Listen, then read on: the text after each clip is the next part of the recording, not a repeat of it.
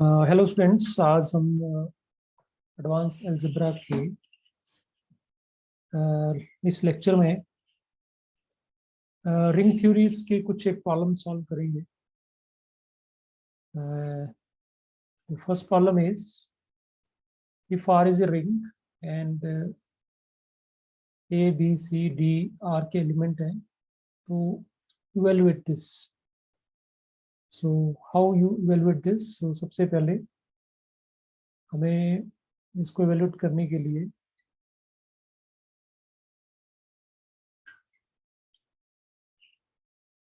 इसको सपोज कर लेते हैं एक नंबर है, complete number, and this is C plus B. So we will use distributive law. So what we get? A plus B into C plus A plus B into D. So this is the distributive law. Now we again using distributive law over A, B and C. So what we get? A into C plus BC plus A into B plus BD. So this is a simple evaluation of this. And next problem is if दो element है R के अंदर, R ring है, तो we have to prove this AB square is equal to this one. So now very simple problems are there. So A into B को सबसे पहले हमें लिखना पड़ेगा A plus B into A plus B, like this. Then again we will use distributive law. So A plus B into A plus A plus B into B, same as in the first problem. So A into A square, B into A plus A into B plus B square. So that is simple. Because ये ring commutative नहीं है, that's why A B or B A will be remain as it is. Otherwise they can be commute. But this is not a commutative under multiplication. Okay, the next one is this is very important one. If R satisfy ring में हर element, every element of R satisfy this property, that is x square is equal to x, then we have to prove that R is commutative. And students, this type of ring is known as Boolean ring. इसको Boolean ring भी बोलते हैं, जिसमें सारे के सारे element का जो स्क्वायर है वही एलिमेंट उसी एलिमेंट के बराबर आ जाए, तो उसको हम Boolean रिंग भी बोलते हैं. ये आपने पहले भी पढ़ रखा होगा. तो we have to prove that it is commutative. So commutative prove करने के लिए आपको हमें ये प्रूव करना पड़ेगा कि अगर दो एलिमेंट लेते हैं x और y R से, then we will prove x into y and y into x. ये प्रूव करना पड़ेगा. तो अगर a और b सॉरी x और y अगर R में है तो of course x plus y भी R में होगा because of closure property under addition. And अगर ये R का एलिमेंट है तो इस कंडीशन को जरूर सेटिस्फाई करेगा. So therefore x plus y equal to x plus y का whole square. So now if we solve it, so definitely it will be x square plus x into y and y into x plus y square, जो हमने ऊपर open करके भी देखा ये. So what do we get from this? अब x जो है वो भी R का एलिमेंट है, तो x square जो है वो x के बराबर आएगा. सेम लाइन पे y जो है वो R का एलिमेंट है, तो y स्क्वायर भी y के बराबर आएगा. सो यहाँ पे अंडर एडिशन कम्यूटेटिव तो होल्ड करती है, इसका मतलब इस y को हम इधर लेके आ सकते हैं. So x plus y, x y plus yx, और यहाँ पे x plus y है। तो वही cancellation law under addition, we can cancel out, अलग अलग भी कैंसिल कर सकते थे, एक्स एक्स कैंसिल आउट हो जाएगा, वाई वाई कैंसिल आउट हो जाएगा, तो we left with x y plus y x is equal to 0, y cancellation law under addition, under with respect to addition. Okay, so we left with this one. Now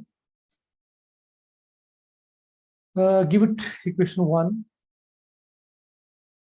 अब हमें यहाँ पे ये prove करना पड़ेगा कि इसका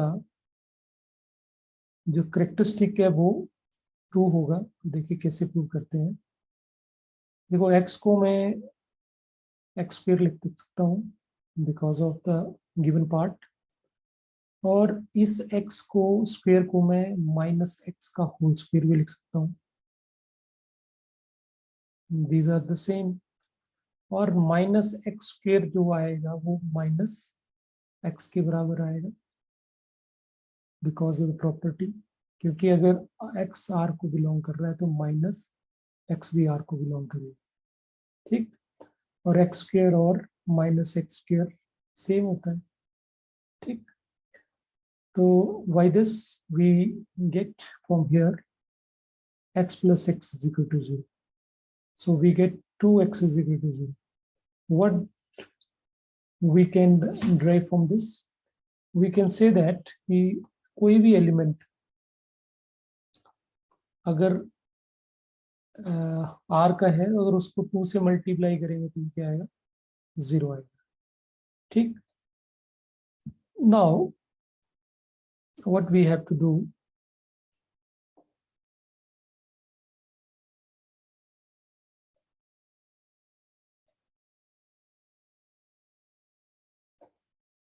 we have to do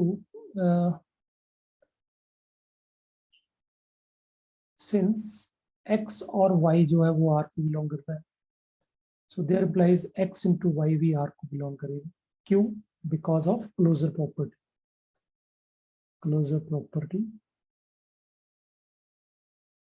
under multiplication, क्योंकि ये क्लोजर होता है रिंग अंडर मल्टीप्लिकेशन। सो ये अगर आर को बिलोंग कर रहा है तो हम इस प्रॉपर्टी को यूज कर सकते हैं, अभी जो मैंने प्रूव करा। व्हाट दिस मीन, इसको हम इक्वेशन 2 में देते हैं। सो y2 मतलब जो भी आर का एलिमेंट होगा उसको अगर हम 2 से मल्टीप्लाई करेंगे तो भी 0 आएगा। ठीक, सो फ्रॉम दिस इसको हम x प्लस वाई और x plus y equal to 0 लिख सकते हैं। इसको इक्वेशन 3, तो अगर इक्वेशन 1 और 3 को देखें, both are equal to 0, so we can equate from this, equate these two. So from 1 and 3, yx plus xy भी 0 के बराबर है और ये क्वांटिटी भी 0 के बराबर है। ठीक, सो y कैंसिलेशन हम यहाँ अंडर एडिशन कैंसिलेशन को कैंसिल कर सकते हैं, they are the same. So by right cancellation under addition, we will be left with xy, yx is equal to xy. So therefore R is a commutative.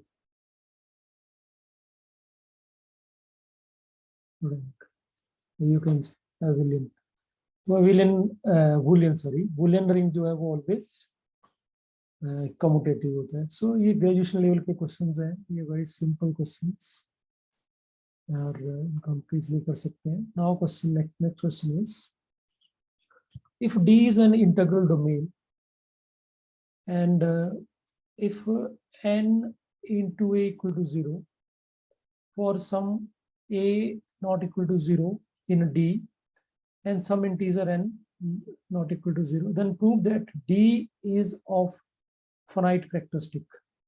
ठीक, तो it mean that किसी integer से multiply कर रहे हैं और वो 0 आ रहा है, तो हमें प्रूव करना है कि वो डी की जो करेक्टरिस्टिक है वो फाइनाइट होगी. Let's do. तो हमें सबसे पहले क्या दिया हुआ है, सिंस एन ए जो है वो 0 के बराबर है और वहां पे ए भी 0 नहीं है और एन भी 0 नहीं है. ठीक, सो देयरफॉर एन ए का जो प्रोडक्ट 0 है, अगर इसको मैं x से मल्टीप्लाई करूंगा तब भी क्या होगा, 0 आएगा for all x belongs to D. ठीक, ये एक पर्टिकुलर नंबर के लिए था, this A, but now this is for every element of D. So what we do, we have to prove कि ये जो प्रॉपर्टी है ये कैरेक्टरिस्टिक की प्रॉपर्टी सभी एलिमेंट के लिए होल्ड करनी चाहिए. सो स्टूडेंट, इसको हम इस तरह से लिख सकते हैं, एन ए का मतलब है कि ए को अगर हम n बार ऐड करके लिखें तो इसका मतलब हुआ कि ये n है. It mean that it will be n times into x is equal to 0. Okay, now distributive law लगाएं अगर यहाँ पे हम, तो what we left with ax plus ax plus so and so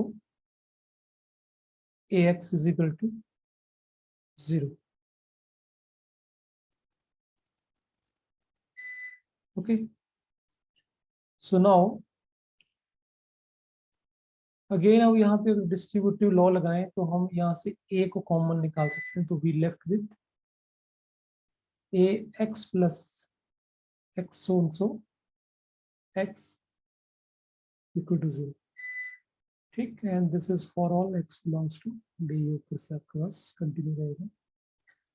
सो अब यहाँ पे देखिए ये n टाइम्स है तो ये भी n टाइम्स ही होगा, और in fact this is also n times. अब a तो नॉन जीरो है, ठीक, और D जो है वो क्या है, इंटीग्रल डोमेन है. It mean that zero divisor इसके पास नहीं होगा. तो इनफैक्ट ये 0 नहीं है, ये 0 नहीं, तो इस जो फैक्टर के ब्रैकेट के अंदर जो टर्म है इसको क्या होना पड़ेगा, 0 होना पड़ेगा. ठीक, because A not equal to 0 and D is integral domain and D is integral domain. So that's why, और ये एडिशन आपको पता है n टाइम्स है,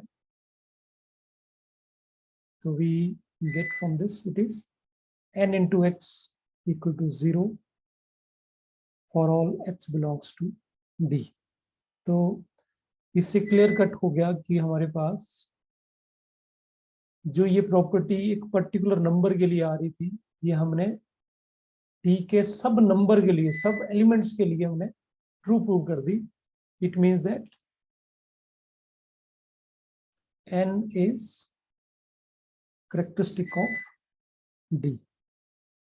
So therefore D has finite characteristic. ठीक, क्योंकि ये नॉन जीरो है, so that's why it is finite. So this is the other one problem, and the next problem is this one. The problem is so that the commutative ring D is an integral domain implied and implied by, अगर ये तीन element हम D से लेते हैं, A not equal to 0, then relation AB equal to AC implies BC. Mean to say that यहाँ पे आपका कैंसिलेशन लॉ होल्ड करेगा अगर D हमारा इंटीग्रल डोमेन है. और अगर कैंसिलेशन होल्ड करता है इस रिलेशन में, तो फिर जो कम्यूटेटिव रिंग है वो इंटीग्रल डोमेन होगा, तो बोथ वे ट्रू। तो सबसे पहले हम सॉल्यूशन में ये साइड लेके चलते हैं। Let A B equal to A C where A not equal to 0। हमें प्रूव करना पड़ेगा डी हैज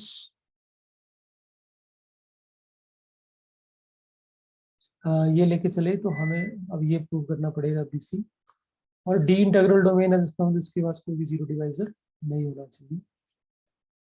तो अब यहाँ पे अगर हम दोनों तरफ ए सी का इनवर्स मल्टीप्लाई करें, तो हम इस तरह से लिख सकते हैं, इसको शिफ्ट कर दिए इधर से, और यहाँ पे डिस्ट्रीब्यूटिव लॉ लगाया, सो बी माइनस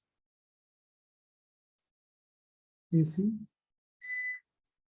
अब हमारे पास ए जो है वो नॉन जीरो है and D has no zero divisor.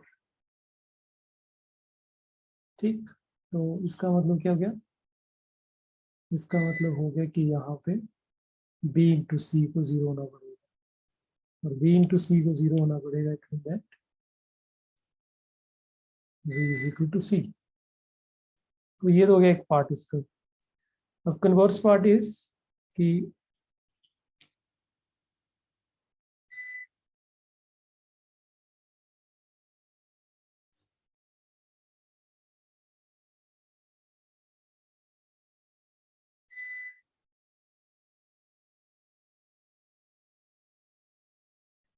हमें ये प्रूव करना पड़ेगा कि डी जो है वो इंटीग्रल डोमेन है। So to prove D is a integral domain, तो हमने दो एलिमेंट ले लिए डी से। तो अब हमें प्रूव करना पड़ेगा कि सच दैट इन दोनों का जो प्रोडक्ट है वो किसके बराबर है? जीरो के बराबर है। ठीक, और साथ में ए जो है वो नॉन जीरो, तो हमें बी को जीरो प्रूव करना पड़ेगा, क्योंकि बी जीरो हो जाएगा तो डी डेफिनेटली डी के पास कोई भी जीरो डिवाइजर नहीं होगा। अगर ए जीरो नहीं हुआ तो इसका मतलब हो सकता है इसके पास जीरो डिवाइजर। ठीक, सो जीरो डिवाइजर ना होने का मतलब है कि बी को दोनों में से एक को जीरो होना पड़ेगा। अगर दोनों में से कोई एक जीरो हो जाए तो हम बोलते हैं कि उसके पास कोई भी जीरो डिवाइजर नहीं है। तो स्टूडेंट्स इस ए इंटू बी को अगर हम लिखना चाहें तो ए इंटू जीरो भी लिख सकते हैं। ए इंटू जीरो भी जीरो ही होता है। ठीक, तो अब हमें गिवन है कि जब भी बाय गिवन कि अगर A B is equal to A C given है तो वो A equal to B equal to C के बराबर आता है। तो सेम लॉजिक हम यहाँ पे यूज कर सकते हैं। बाय गिवन ए सेम है, यहाँ पे भी ए सेम है, और ए आपका नॉन जीरो भी है, तो that's why B equal to zero. So B zero हो गया, therefore D has no zero divisor. So D is an integral domain.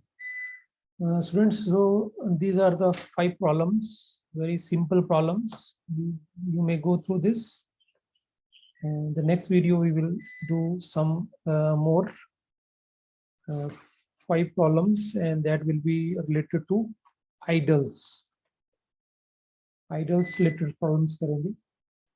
So that's all for today's video.